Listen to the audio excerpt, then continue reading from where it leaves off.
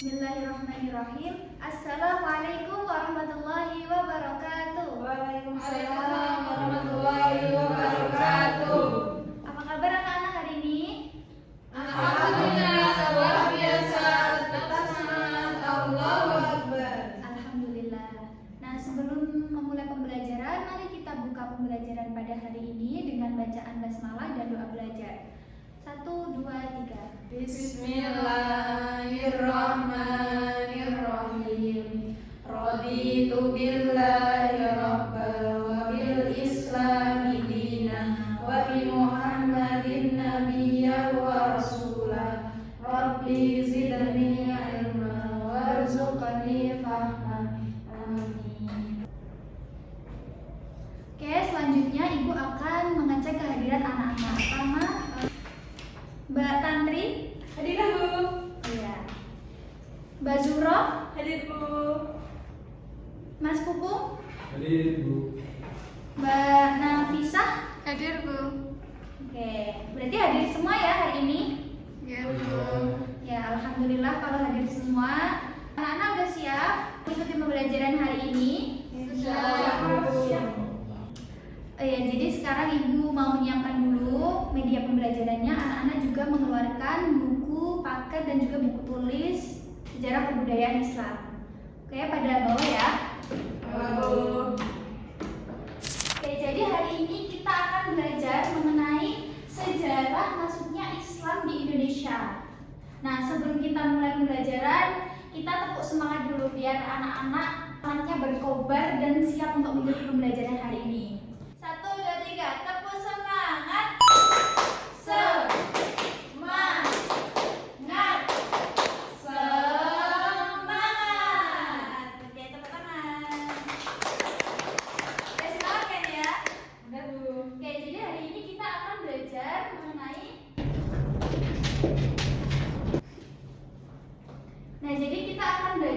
sejarah masuknya Islam yang ada di Indonesia. Nah, anak-anak tahu nggak agama yang mayoritas yang ada di Indonesia itu agama apa? Islam. Ya, betul banget. Jadi agama Islam itu merupakan agama mayoritas yang ada di negara Indonesia ini. Nah, pastinya kita juga perlu belajar mengenai sejarah masuknya bagaimana Islam itu bisa berada di Indonesia itu. Nah, sebelumnya Ibu sampaikan dulu tujuan pembelajaran pada hari ini. Nah, tujuan pembelajarannya setelah mempelajari materi sejarah masuknya Islam di Indonesia, peserta didik dapat mengidentifikasi berbagai cara penyebaran Islam di Indonesia seperti melalui perdagangan, perkawinan, dakwah, seni budaya, dan pendidikan. Kemudian, peserta didik dapat menganalisis kondisi sosial budaya, agama masyarakat Indonesia sebelum datangnya Islam. Dan yang terakhir, peserta didik dapat menjelaskan tahapan-tahapan sejarah penyebaran Islam yang ada di Indonesia. Nah, yang pertama kita akan membahas mengenai kondisi masyarakat Indonesia sebelum Islam datang. Jadi, seperti yang kita tahu bahwa Indonesia itu memiliki banyak sekali budaya, kemudian tradisi yang patut dilestarikan. Nah, sebelum Islam datang, para masyarakat yang ada di Indonesia itu sudah menganut beberapa kepercayaan. Ada yang tahu kepercayaan apa saja? Kepercayaan dinamisme Bu. Oh iya, betul. Mbak Zura tahu? Animisme. Ya, betul. Salah satunya adalah kepercayaan animisme dan juga dinamisme. Nah, kepercayaan lain yaitu mereka menganut agama Hindu dan juga Buddha, dan ada kepercayaan tradisional atau lokal yang namanya Kapitaya. Ada yang sudah tahu? Pernah dengar Bu, tapi lupa Bu. Nah, jadi Kapitaya ini adalah kepercayaan yang memuja Sang Hyang Taya. Nah, jadi bahwasanya Tuhan itu tidak dapat dilihat atau digambarkan dengan wujud apapun. Misalkan bisa digambarkan atau dipikirkan, berarti itu bukan Tuhan. Jadi hakikatnya Tuhan itu adalah sesuatu yang tidak bisa kita gambarkan. Nah, beberapa mata pencaharian masyarakat Indonesia salah satunya adalah dengan bercocok tanam. Kemudian dengan beberapa yang tinggal di daerah pesisir itu mereka mempunyai pekerjaan yaitu sebagai nelayan ataupun melaut.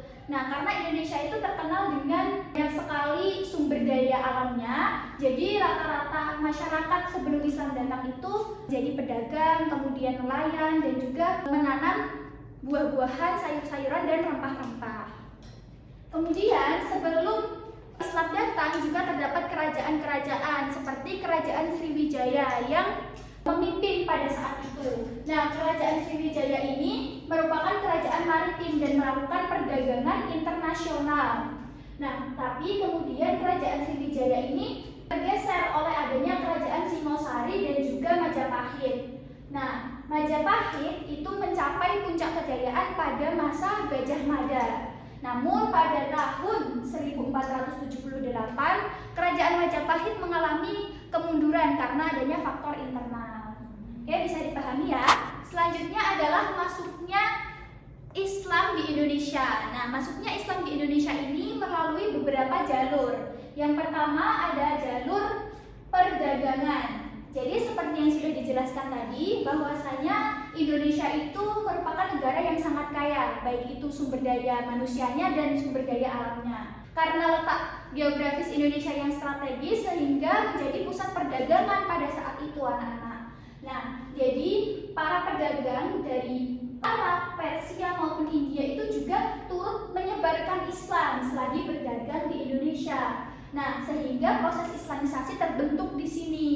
Kemudian yang kedua adalah perkawinan. Jadi beberapa pedagang tadi juga melakukan perkawinan dengan masyarakat yang ada di Indonesia. Salah satunya dengan putri bangsawan. Selanjutnya dari segi pendidikan, jadi penyebaran Islam melalui pendidikan menurut Kiai Haji Sahal Mahfud itu dilakukan melalui sistem pembelajaran yang namanya halaqoh.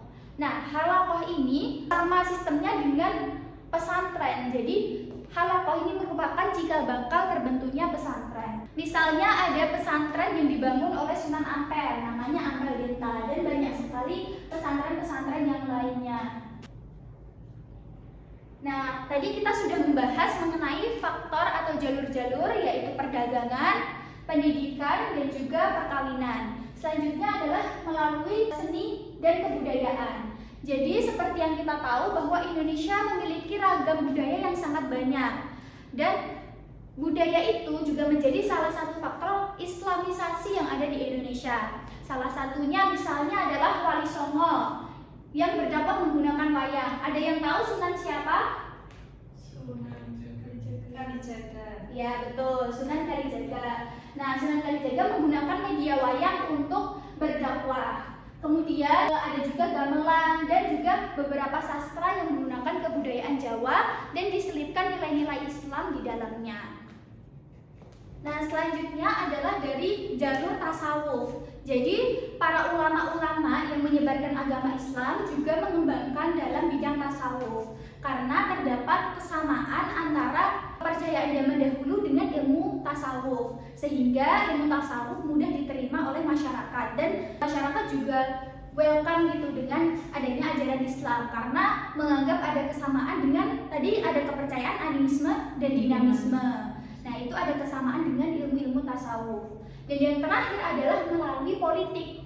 Jadi kan tadi ada beberapa yang menikah juga dengan putri-putri bangsawan. Kemudian ada kerajaan-kerajaan yang memang sudah Islam, dan kerajaan-kerajaan tersebut menaklukkan kerajaan-kerajaan yang non-Islam, kemudian menarik penduduk untuk mengikuti agama Islam gitu. Jadi itu merupakan salah satu faktor Islamisasi yang ada di Indonesia melalui yang politik. Sampai di sini ada yang ditanyakan atau sudah paham? Sudah paham, insya Allah, Bu. Oke, lanjut ya. Ini adalah materi terakhir pada hari ini. Nah, jadi kita masuk ke materi yaitu teori masuknya Islam ke Indonesia. Ada 4 teori. Yang pertama adalah teori Mekah. Yang kedua adalah teori Persia. Nah, jadi yang pertama ada teori apa, anak-anak? Teori Mekah dulu. Terus? Ada teori Persia. Terus? Dan Cina. Oke, jadi yang pertama kita akan belajar mengenai teori Mekah. Jadi, menurut teori Mekah bahwasanya Islam itu datang pada abad 7 Masehi. Nah, terdapat juga beberapa bukti. Nah, pendukung teori ini adalah Buya Hamka dan Van Leeuwen T.W. Arnold. Nah, menurut teori Mekah ini ada beberapa bukti yang mendukung. Yang pertama adalah terdapat perkampungan Arab pada 674 Masehi.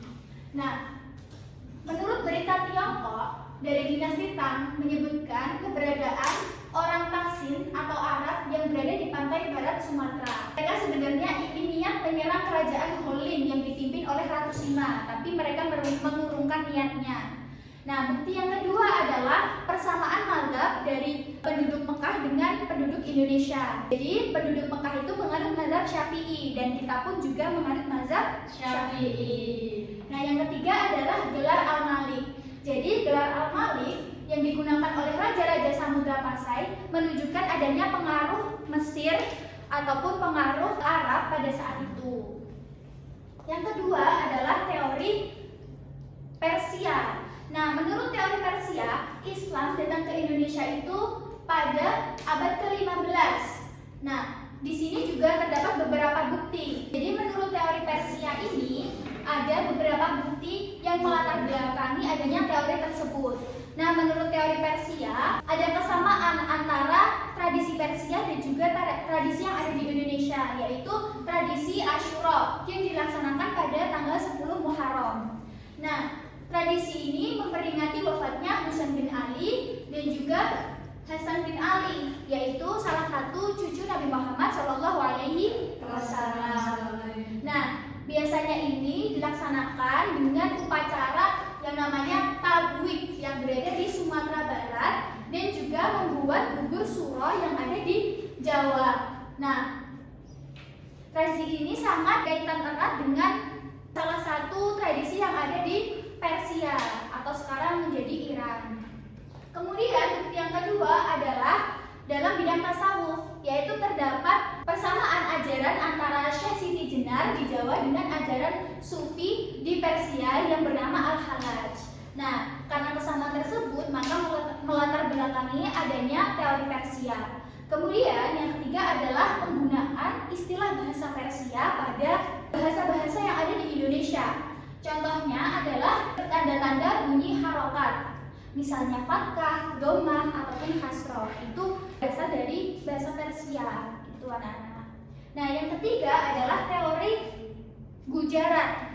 Ada yang tahu Gujarat itu di mana? India. Betul. Nah, jadi teori Gujarat ini adalah teori yang menyatakan bahwa Islam itu masuk ke Indonesia pada abad ke-13. Nah, pada teori ini terdapat bukti-bukti juga. Nah, sebelumnya teori ini juga didukung oleh beberapa tokoh-tokoh seperti Snokkhorje, Bernan, dan lain sebagainya. Kemudian bukti-bukti dari teori Gujarat ini yang pertama adalah batu nisan Sultan Malik As-Saleh. Jadi ditemukan batu nisan Sultan Malik As-Saleh yang bercorak Gujarat atau aksara Gujarat itu dan ditemukan di Samudra Pasai. Dan yang kedua adalah pada jalur dagang, masyarakat Gujarat itu sudah melakukan hubungan dengan Indonesia karena memang dulu Indonesia juga melakukan perdagangan internasional. Dan yang ketiga adalah catatan Marco Polo. Jadi pada 1292 Marco Polo itu beliau adalah seorang sejarawan dan juga sering berkelana ke sana kemari. Beliau melaporkan bahwa di Perlak sudah ada penduduk Muslim yang dipengaruhi oleh pedagang India. Dan yang terakhir adalah teori Cina. Ya, sebelumnya ini ada beberapa visualisasi dari pembuktian teori-teori tersebut. Yang pertama ini ada batu nisan Sultan Malik As-Saleh tadi. Yang kedua ada catatan Marco Polo dan yang terakhir ini adalah gambar dari masjid di Pekojan. Pekojan itu adalah kampung yang ibaratnya kampung Arab pada zaman dahulu. Itu menguatkan teori Mekah. Selanjutnya yang terakhir adalah teori Cina. Jadi teori Cina adalah teori yang menyebutkan bahwasanya Islam itu masuk melalui perantara orang-orang Cina pada abad ke-15. Nah, bukti-bukti yang mendukung adalah yang pertama, terdapat masjid kuno seperti masjid-masjid di daerah Demak, Kudus yang terdapat aksen-aksen mirip dengan dinasti Ming. Dan itu kayak gambaran arsitektur Cina. Jadi ada unsur-unsur arsitektur Cina. Yang kedua adalah babat gersik. Jadi ada suatu kisah dari prajurit Cina. Nah, dia itu menunjukkan peran Cina dalam penyebaran agama Islam. Nah, selanjutnya kita akan menguji, karena kita materinya sudah selesai pada hari ini, kita akan menguji kemampuan anak-anak apakah sudah paham dengan materi yang sudah dijelaskan. Oke, jadi anak-anak akan Ibu bagi menjadi 2 kelompok. Nah, kemudian kita akan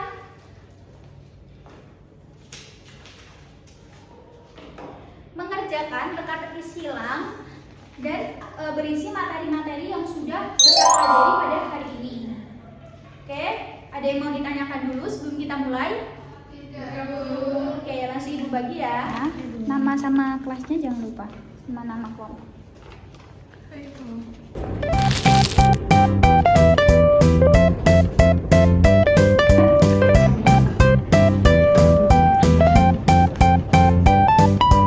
Oke, tadi kan Ibu udah beri waktu 15 menit. Anak-anak udah pada selesai? Sudah, Bu. Oke, jadi kita akan bahas bareng-bareng ya. Setelah dicocokkan punya teka-teki silang masing-masing. Yang soal nomor pertama, seorang tokoh tasawuf terkenal di Indonesia yang mengajarkan ajaran mistik Islam adalah Hamzah. Kelompok 1 dijawab Hamzah. Hamzah Fansuri. Oke, betul. Kemudian nomor 5, Islam masuk ke Indonesia melalui 2 rute, yaitu jalur utara dan Selatan. betul. Ini pada betul semua ya. Iya, Bu. Oke, alhamdulillah. Setelah kalian mengerjakan tugas yang Ibu berikan, sekarang kita akan menyimpulkan pembelajaran pada hari ini. Kita simpulkan bersama-sama saja ya. Iya, Nah, Bu. jadi hari ini kita belajar mengenai sejarah masuknya. Islam Indonesia. Betul. Nah, kita belajar apa saja tadi? Pertama, kondisi masyarakat Indonesia sebelum Islam datang. Yang kedua adalah jalur masuknya Islam yang ada di Indonesia. Betul. Tadi ada apa saja? Perdagangan, perkawinan, Pendidikan. kemudian tasawuf, seni budaya, dan politik. Dan yang terakhir kita belajar teori masuknya Islam. Ada yang bisa menyebutkan apa saja? Teori Mekah. Persia. Udara. Cina. Betul, Masya Allah, tepuk tangan dulu. Oke, jadi Ibu harap kalian tetap membaca ya materi hari ini dan juga rangkum materi yang sudah pelajari hari ini. Untuk besok pertemuan selanjutnya kita akan membahas tentang visi masyarakat Indonesia setelah Islam datang. Nah, anak-anak jangan lupa dipelajari dan dibaca-baca dulu ya. Nah, mari kita tutup pembelajaran pada hari ini dengan bacaan hamdalah bersama-sama dan juga doa kafaratul majelis.